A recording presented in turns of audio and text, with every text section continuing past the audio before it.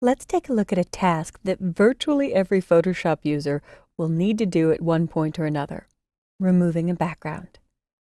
Now, note to self, all images that you open, whether it be from a camera or a scan, usually have one locked background layer as the default layer. I want to make a selection of the girl and remove this purple wall she's on, so maybe we could put her next to the Mona Lisa or standing in front of the Golden Gate Bridge. So I'm going to go to my favorite selection tool, the Quick Selection tool. The way the Quick Selection tool works is you paint in selections, and many people, when they first use this tool, try to aim for the edge because really you want a good edge.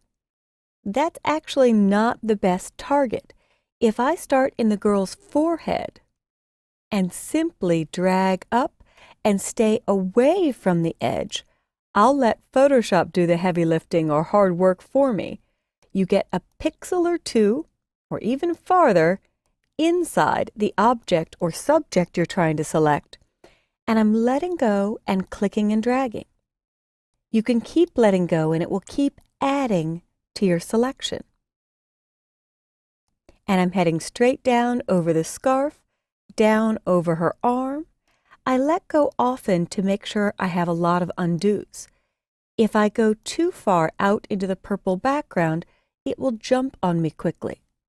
So I can just undo that. You can clean up your selection, but I'm going to use another of my favorite features to make this edge better. And we do want to get some of the wisps of hair, but not all of them. We'll let Refine Edge make this selection far more accurate.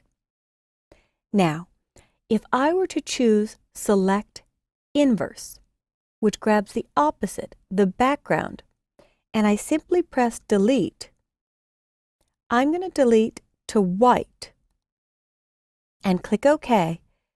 When I choose Select Deselect, it's clearly a rotten edge. It's not a great job.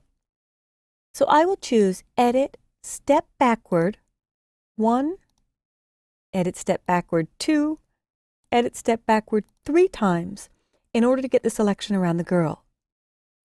I never remove a background or composite images pulling different ones together, or really finish a selection without doing Refine Edge.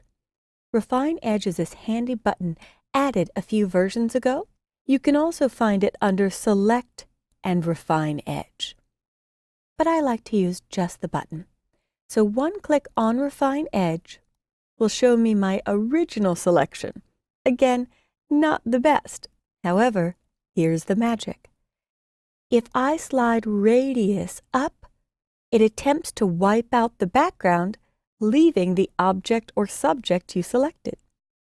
So Radius also does a little transparency on the edge to hide where you're selecting. And if I got too much here, there's a tool in Refine Edge where I can paint and have it re-evaluate. But I think it's done quite a good job.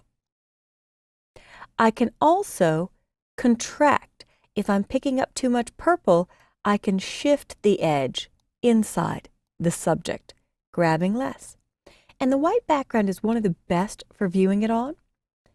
I'll paint a little bit more into this purple that I'm seeing, and Refine Edge cleaned it up more, but still left the wisps of hair, making it look as if this image was shot on a white background.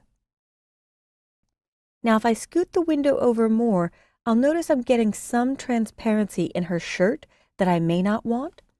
So checking the box Smart Radius attempts to keep a little bit more of a solid edge. Sometimes if I'm blending to a new background, I don't like the Smart Radius. I'll just use Less Radius. And I get a little schmutz there. Okay, it's gone.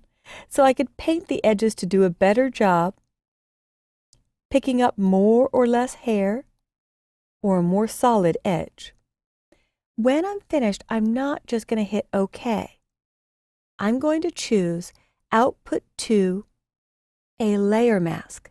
What this will do is name the background layer, it will name it Layer 0, and mask or hide away all of the original purple wall. So here I go. I'll click OK. There it is. This checkerboard pattern indicates transparency. It's better to use a checkerboard pattern than it is to use white because white is a real color. Checkerboard indicates it's clear or transparent, so we could drop any number of things in.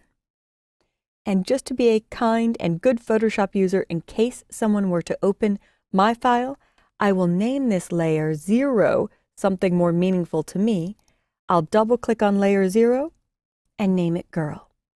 And I'll press Return or Enter, and you have successfully removed a background by using the Quick Selection tool to paint a selection into the subject, then using Refine Edge to fine-tune that selection and make it look very realistic and as if there was never any background there to begin with.